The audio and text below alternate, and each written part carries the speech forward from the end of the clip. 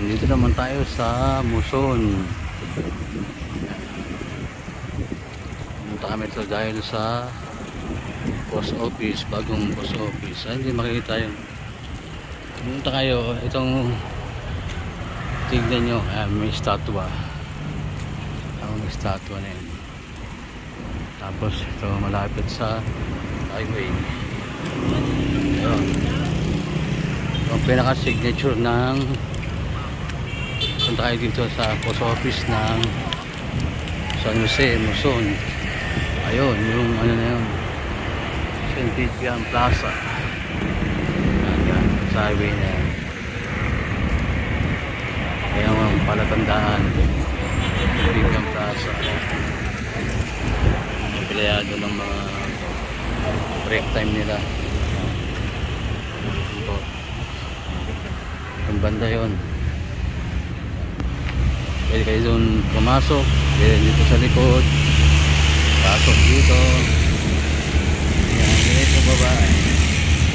Ano pala to?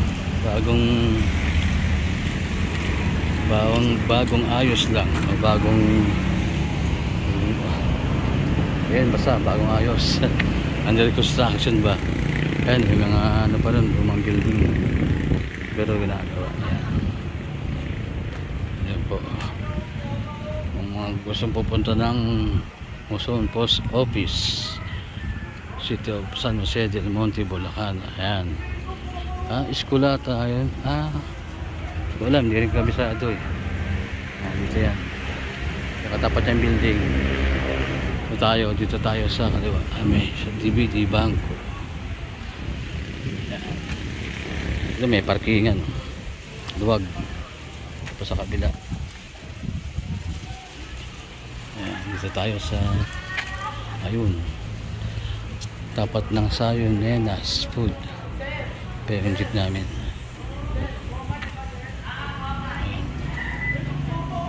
Ito po ang post office na bago, Muson branch. Wala pang pangalan, bago pa eh. Yan sila.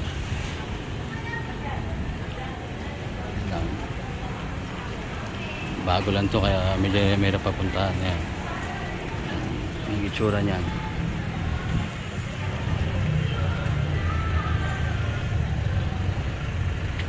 Ang ganda dito, maluwag pa kasi wala pang masyadong, hindi pa well known baga sa ano, maluwag pang ano, lakaran.